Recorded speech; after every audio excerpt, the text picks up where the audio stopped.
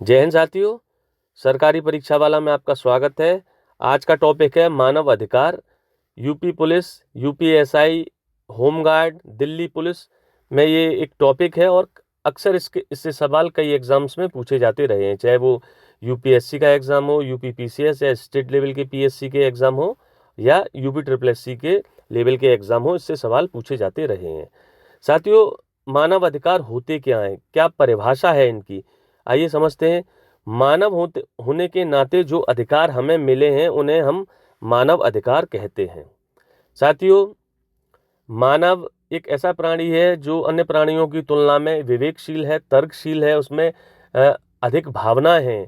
परिणाम स्वरूप उसको अन्य जानवरों की तुलना में, अन्य प्राणियों की तुलना में कुछ एक्स्ट्रा अधिकार चाहिए ताकि वो अपने जीवन को सम्मानपूर्वक जी सके, व्यतीत कर सके। और सम्मानपूर्वक जीवन व्यतीत करने के लिए जिन अधिकारों की जरूरत होती है उन्हें हम मानव अधिकार कहते हैं। एक थोड़ी सी और विस्तृत परिभाषा बता रहा हूँ।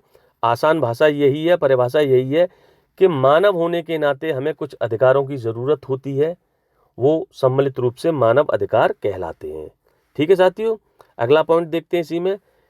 राष्ट्रीयता, लिंग, जाति, नस्ल, रंग, धर्म, भाषा, क्षेत्र, अन्य स्थिति से ये परे होते हैं। मतलब जो हमारे ह्यूमन राइट्स होते हैं वो राष्ट्रीयता, लिंग, जाति और ये जो मेंशन है धर्म, भाषा, क्षेत्र आदि से परे होते हैं, इनसे निरपेक्ष होते हैं, या मैं ये कहूँ इनका जो नेचर होता है वो सार्वभौमिक होता है। इसको बहुत आसान भाषा में मैं समझाने की कोशिश करता हूँ साथियों। ह्यूमन राइट हमें किसी देश का नागरिक होने के नाते नहीं मिले हैं, हमें मिले हैं इंसान होने के नाते। तो जितने ये एप्लीकेबल इंडिया में हैं उतने ही किसी और देश में भी होंगे। मतलब देश की सीमाएं मानव अधिकारों को रोक नहीं सकती हैं। ठीक उसी तरीके से आप ये नहीं कह सकते हैं कि मानव अधिकार किसी खास जाति को या नस्ल के लोगों को मिलेंगे और किसी खास जाति की नस्ल के लोगों को नहीं मिलेंगे, या फलाने धर्म के व्यक्ति को मिलेंगे और उस धर्म के व्यक्ति को नहीं मिलेंगे। इसीलिए इनका जो नेचर है वो सार्वभौमिक है। मतलब पृथ्वी पर हर जगह इन्हें एक्सरसाइज करना होगा। और आसान भाषा में बता रहा हूं साथियों, सार्वभौमिक जैसे पूरी पृथ्वी पर आपको ग्रेविटेशनल लॉ, गुरुत्वाकर्षण बल मिलता है, ठीक उसी तरीके से इनका नेचर भी सार्वभौमिक होता है। देश, समय, बॉर्डर्स और सारी चीज़ों से ये परे होते हैं, अप्रभावित होते हैं। ठीक है साथियों, इनकी विशेषताएं समझते हैं। पहली विशेषता सार्वभौमिकता, मैं बता चुका हूं कि इनका नेचर सार्वभौमिक होता है। ये राष्ट्र, लिंग, जाति, नस्ल आदि से परे होते हैं। इनके आधार पर इनको बायकॉट नहीं किया जा सकता है, किसी आदमी से एक्सरसाइज करने से इनको नहीं रोका जा सकता है। दूसरा, इनकी एक विशेषता होती है कि ये समानता के सिद्धांत पर आधारित होते हैं।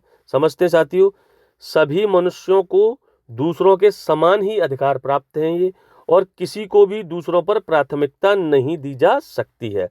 मतलब अगर मैं नस्ल के आधार पर बात करूं तो जितना मानव अधिकार एक गोरे व्यक्ति के लिए उपयोगी हैं उतने ही उपयोगी एक काले व्यक्ति के लिए हैं। दूसरा इसका मतलब है कि मानव अधिकारों को एक्सरसाइज करते या उपयोग करते समय या प्रदान करते समय हम भेदभाव नहीं करेंगे, किसी खास वर्ग को हम प्राथमिकता नहीं देंगे या किसी खास वर्ग के साथ हम भेदभाव नहीं करेंगे। कुल मिलाकर मानवाधिकारों का जो सिद्धांत है वो समानता के आधार पर लागू होता है। इंसान होने के नाते ये सभी को मिले हैं। इंसान, इसमें न नस्ल के आधार पर आप भेदभाव करेंगे, न जाति, धर्म या किसी और आधार पर भेदभाव नहीं कर सकते हैं। ठीक है साथियों, तीसरा हम पॉइंट देखते हैं। ये अविभाज्य और अविच्छेदनीय होते हैं। मैं समझाता हूं इसको, ये अविभाज्य और अविच्छेदनीय कैसे होते हैं। अगला इसी में पॉइंट है, जो ह्यूमन राइट्स हैं वो एक दूसरे पर निर्भर हैं और उन्हें छीना नहीं जा सकता है।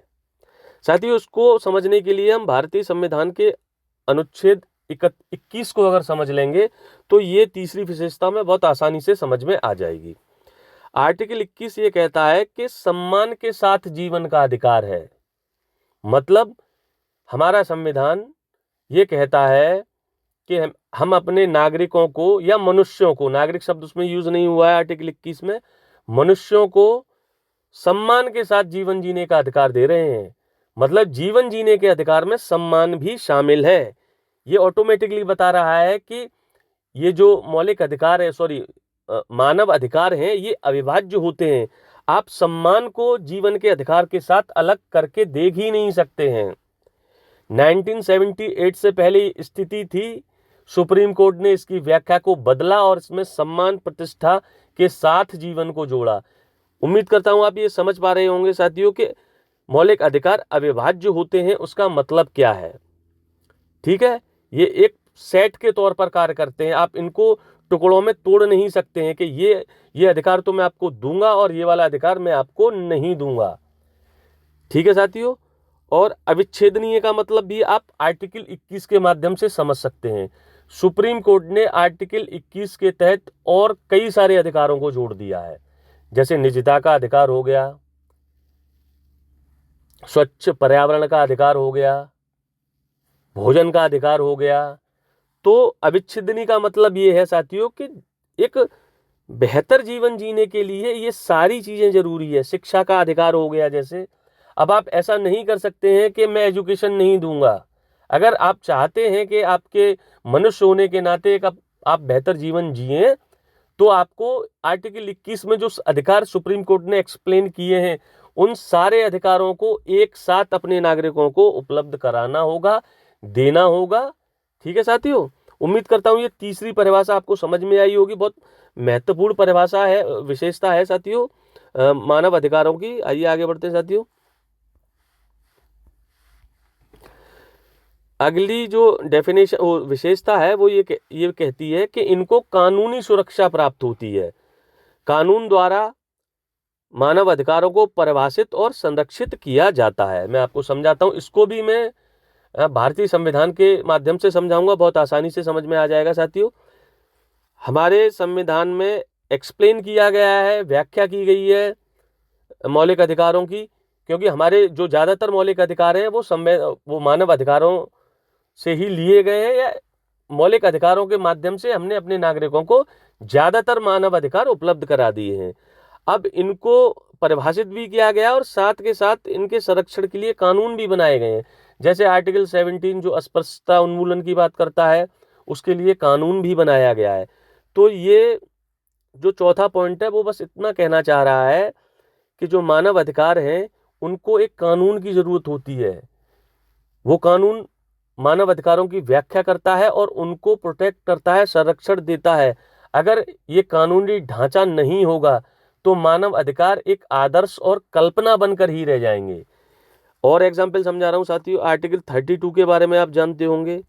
आर्टिकल 32 एक स्वयं में मौलिक अधिकार है। इसके साथ साथ वो नागरिकों को ये अधिकार देता है कि अगर आपका कोई भी मौलिक अधिकार उल्लंघन किया जा रहा है स्टेट के द्वारा, राज्य के द्वारा, तो आप सुप्रीम कोर्ट और हाई कोर्ट का दरवाजा खटका सकते हैं या जा सकते हैं।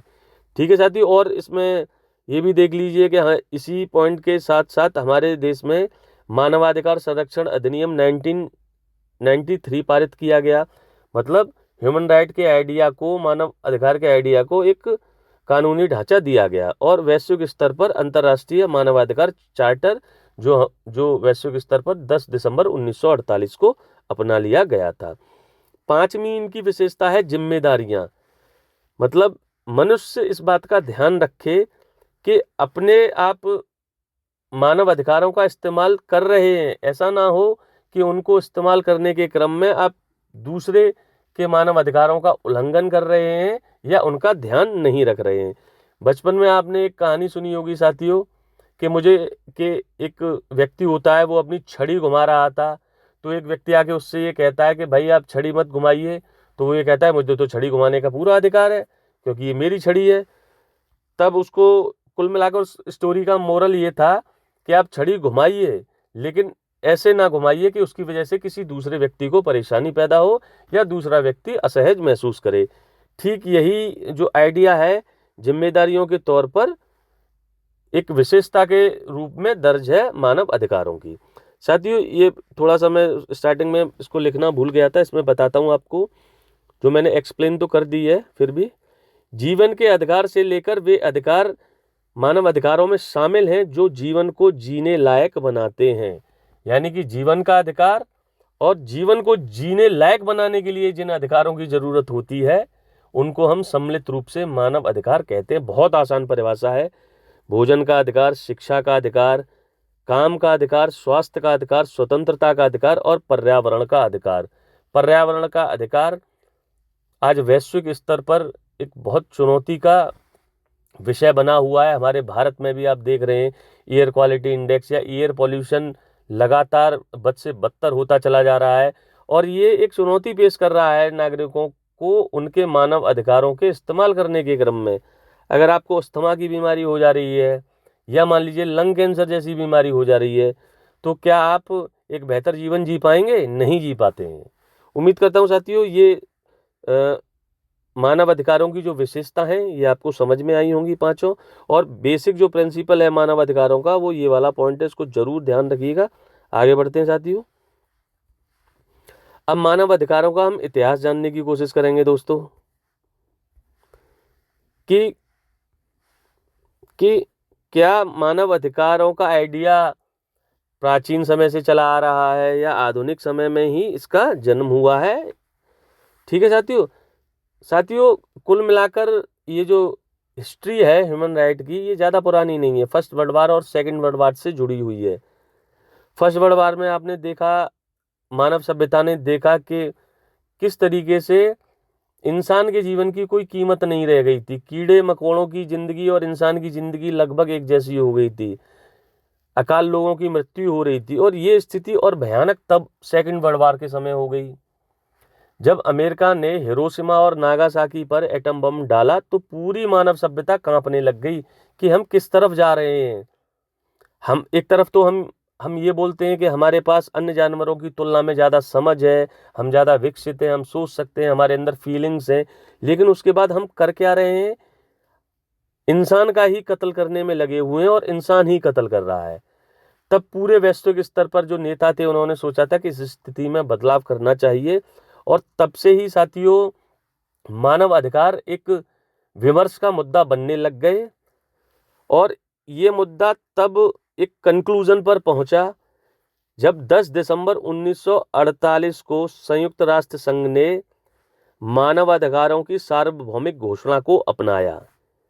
Universal declaration on human right को अपनाया 10 दिसंबर 1948 को पेरिस फ्रांस में यूनाइटेड स्टेट ने।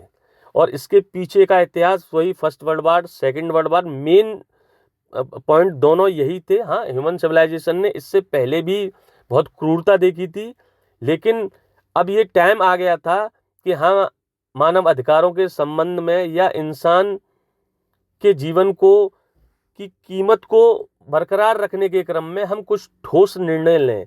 और उसी का परिणाम साथियों ये हुआ कि 10 दिसंबर 1948 को संयुक्त राष्ट्र संघ ने सार्वभौमिक घोषणा को अपनाया मानवाधिकारों पर, और ये पेरिस फ्रांस में अपनाया था। और उस समय 30 मानव अधिकार शामिल थे। यूडीएचआर में उस समय 30 मानव अधिकार शामिल थे साथियों, और इसीलिए 10 दिसंबर को हर वर्ष अंतर्राष्ट्रीय मानवाधिकार दिवस के तौर पर मनाया जाता है। साथियों आगे बढ़ते हैं। दिसंबर 1966 में यूएन ने 2 और अंतर्राष्ट्रीय संधियों को अपना लिया। दिसंबर 1966 में संयुक्त राष्ट्र संघ ने मानवाधिकार पर 2 और संधियों को अपना लिया, जिनके नाम लिख रखे हैं साथियों ये आर्थिक, सामाजिक और सांस्कृतिक अधिकारों पर अंतर्राष्ट्रीय संविदा, और दूसरी थी संधि नागरिक और राजनीतिक अधिकारों पर अंतर्राष्ट्रीय अनुबंध। ये नेक्स्ट पॉइंट मैंने लिखा है मानवाधिकारों पर अंतर्राष्ट्रीय विधेयक, जो यूडीएचआर है और ये 2 अंतर्राष्ट्रीय संधियां हैं, ये संयुक्त रूप से मानव अधिकारों पर अंतर्राष्ट्रीय विधेयक के नाम से जानी जाती हैं। बहुत महत्वपूर्ण है साथियों ये हिस्ट्री, और ये जो पॉइंट मैं बता रहा हूँ 10 दिसंबर 1948 को यूएन ने यूडीएचआर को अपनाया पेरिस फ्रांस में। उस समय इसमें 30 ह्यूमन राइट थे। उसके बाद फिर यूएन ने 2 और अंतर्राष्ट्रीय संधियों को ह्यूमन राइट की 2 अंतर्राष्ट्रीय संधियों को अपनाया। ये संधियां ये हैं यूडीएचआर, और इन दोनों संधियों को सम्मिलित रूप से मानवाधिकारों पर अंतर्राष्ट्रीय विधेयक की संज्ञा दी जाती है। आगे बढ़ते हैं साथियों। एक और बहुत महत्वपूर्ण टॉपिक ये है इसी से जुड़ा हुआ, संयुक्त राष्ट्र मानवाधिकार आयोग। साथियों, इसकी स्थापना 1946 में हुई थी और इस आयोग की स्थापना का उद्देश्य भी यही था। ये वही सेकंड वर्ल्ड वार के समय इसकी स्थापना हुई थी, जबकि पूरी मानवीय सभ्यता एक खराब दौर से गुजर रही थी, मानवीय संवेदनाओं का स्तर सबसे निचले स्तर पर आ गया था। तब ये संस्था बनाई गई ताकि मानव अधिकारों के संबंध में कुछ ठोस कदम उठाए जा सकें। इसकी स्थापना 1946 में हुई थी। इसका हेड ऑफिस जिनेवा स्विट्जरलैंड में है। ये एक अंतर सरकारीय निकाय है साथियों। इसका रोल क्या है? इसका रोल है साथियों ह्यूमन राइट की, मानव अधिकारों की निगरानी करना, ह्यूमन राइट के लिए एक व्यापक अंतर्राष्ट्रीय कानूनी निकाय विकसित करना। और ध्यान रखिएगा, जो यूएन ने मानव अधिकारों पर जो एक चार्टर 10 दिसंबर 1948 को अपनाया था, उसको बनाने में और उसको अपनाने में संयुक्त राष्ट्र मानवाधिकार आयोग का बेहद अहम भूमिका थी। दूसरा पॉइंट समझ गए होंगे साथियों, मैं उसी से लिंक करके बता रहा हूँ ये कि इस संस्था का काम ये होता है कि अंतर्राष्ट्रीय स्तर पर कानून बनाए, निकाय बनाए जो मानव अधिकारों के संरक्षण और संवर्धन की दिशा में कार्य करें। अगला पॉइंट इसका ये है कि विशिष्ट देशों में स्थिति की जांच और रिपोर्ट सार्वजनिक करे। कुछ खास देशों में जहां पर गरीबी ज़्यादा है, आर्थिक स्थिति सही नहीं है, सिविल वार जैसी स्थितियां बनी रहती हैं, वहां पर ह्यूमन राइट वायलेशन के मामले बहुत ज़्यादा आते हैं। तो ये संस्था इन देशों में जाती है, जांच करती है, अपनी रिपोर्ट पब्लिश करती है, बताती है कि क्या कारण है कि इन देशों में मानवाधिकार का स्तर ये है और कैसे यहाँ पर मानवाधिकार के स्तर को बेहतर बनाया जा सकता है। साथियों, ये 1946 में बनी थी संस्था। 2006 में इसको रिप्लेस कर दिया गया है संयुक्त राष्ट्र मानवाधिकार परिषद से। बहुत महत्वपूर्ण संस्था है ये। कैसे भी क्वेश्चन पूछा जा सकता है कि इसकी स्थापना कब हुई थी, इसका हेडक्वार्टर कहाँ पे साथियों, और इसका कार्य क्या है। आगे बढ़ते हैं साथियों। कुछ और मानवाधिकार के संबंध में कुछ और संस्थाओं को देखते हैं। 2 कुछ एनजीओज हैं या गैर सरकारी संस्थाएं हैं। एक है एमनेस्टी इंटरनेशनल। इसकी स्थापना 1961 में हुई थी और ये लंदन में हुई थी। लंदन में स्थित एक एनजीओ है ये। पीटर विंसन नामक एक वकील ने इसकी स्थापना की थी साथियों, एमनेस्टी इंटरनेशनल की। और ये दोनों पॉइंट बहुत महत्वपूर्ण है। यातना के विरुद्ध मानव सम्मान की रक्षा के लिए 1977 में से शांति का नोबेल पुरस्कार मिल चुका है। पूछा जा सकता है कि 1977 में शांति का नोबेल पुरस्कार किस संस्था को मिला था, किस क्षेत्र में मिला था। और इसको संयुक्त राष्ट्र का पुरस्कार भी मिला है मानवाधिकार के क्षेत्र में 1978 में। साथियों, ये एक और संस्था है ह्यूमन राइट वॉच। इसकी स्थापना 1978 में हुई थी। इसका हेड ऑफिस न्यूयॉर्क में है। इसका उद्देश्य है हेलेंस्की समझौते की निगरानी करना।